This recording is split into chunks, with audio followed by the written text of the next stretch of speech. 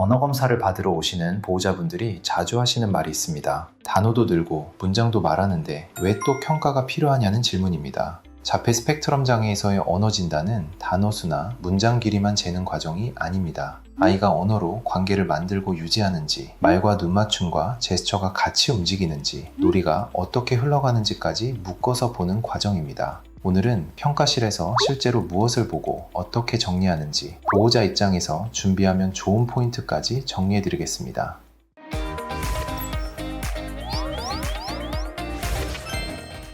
일단 현장에서는 진단 분류 기준에 두 축을 뼈대로 둡니다. 하나는 사회적 의사소통과 사회적 상호작용의 어려움이고, 다른 하나는 제한적이고 반복적인 행동과 흥미 양상입니다. 언어 평가를 한다고 해서 첫 번째 축만 보는 게 아니라 두 축이 아이의 말하기와 놀이에 어떻게 같이 나타나는지까지 해석해야 합니다. 사회적 의사소통에서 첫 번째는 주고받기입니다. 질문에 답은 하지만 상대가 궁금해하는 정보가 들어있는지, 대화 주제가 바뀌었을 때 따라갈 수 있는지, 아이가 먼저 보여주거나 가져오거나 알려주는 공유 행동이 자연스럽게 나오는지 확인합니다. 여기서 시작하기와 반응하기를 분리해 보는 것이 중요합니다. 어떤 아이는 다가오면 대답은 하지만 먼저 시작하지 못합니다. 반대로 먼저 말은 잘하는데 상대 반응을 읽고 조절하는 게 어렵기도 합니다. 이 차이가 치료 목표를 바꿉니다. 두 번째는 비언어적 의사소통입니다. 말만 들으면 괜찮아 보이는데 얼굴 방향이 안 맞거나 표정이 거의 변하지 않거나 제스처가 상황과 어긋나는 경우가 있습니다. 따라서 제스처를 쓰는지 뿐 아니라 남의 비언어 신호를 읽는지도 봐야 합니다.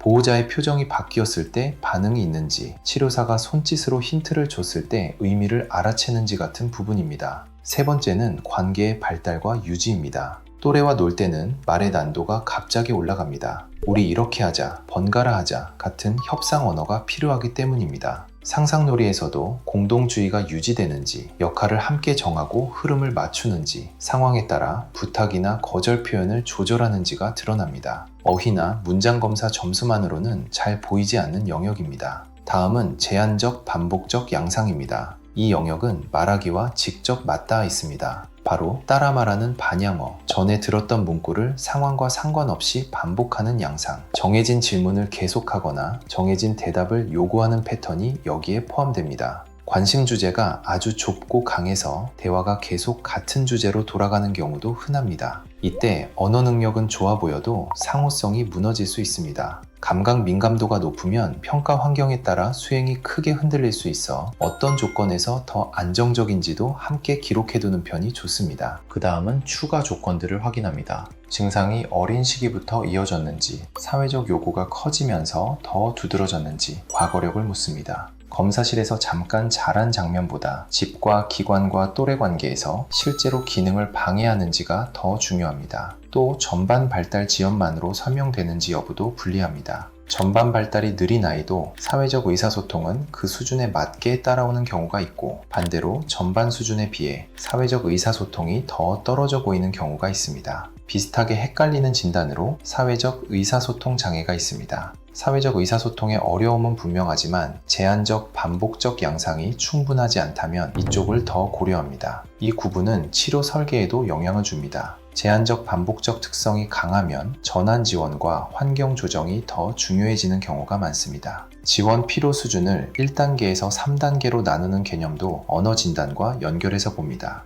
3단계 쪽은 이해 가능한 말이 매우 제한적이거나 상호작용을 거의 시작하지 못할 수 있어 요구와 거절과 공유가 어떤 방식으로 가능한지부터 정리합니다. 2단계는 문장 산출이 가능해도 사회적 시작이 제한적이고 반응이 비전형적인 경우가 많아 질문과 답이 이어지고 조정되는지를 봅니다. 1단계는 말이 충분해 보여도 친구관계 언어와 이야기하기에서 청자 고려가 약한지 확인합니다. 같은 문장이라도 언제, 누구에게, 어떤 목적을 가지고 쓰는지가 핵심입니다. 이런 부분을 구조화해 기록할 때 아동기자폐증 평정 척도 같은 도구를 함께 쓰기도 합니다. 관계, 모방, 정서 반응, 변화 적응, 감각 반응, 언어와 비언어 의사소통을 폭넓게 포함해서 언어 검사 점수만으로는 놓치기 쉬운 질을 정리하는 데 도움이 됩니다. 다만 점수는 참고 자료이고 일상 기능을 막는 요인이 무엇인지 우선순위를 세우는 데 쓰는 것이 좋습니다. 그럼 실제 언어 진단은 어떻게 구성되느냐를 정리해 보겠습니다.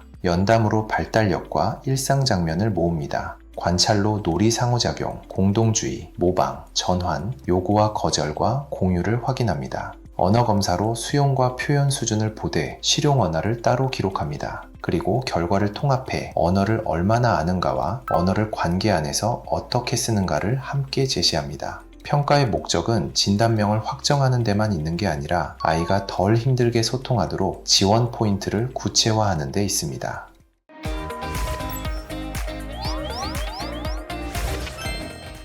오늘 내용을 정리하면 이렇습니다. 자폐 스펙트럼 장애의 언어 진단은 언어의 형태와 내용뿐 아니라 사회적 의사소통, 비언어적 신호, 놀이, 제한적 반복적 양상까지 함께 봅니다. 보호자 입장에서는 집에서의 짧은 영상 몇 개와 어려웠던 장면과 잘됐던 장면을 각각 한두 가지씩 정리해 오시면 면담이 훨씬 정확해집니다. 이상으로 아산소리 발달 클리닉의 대표 원장인 손영기였습니다. 경청해 주셔서 감사합니다.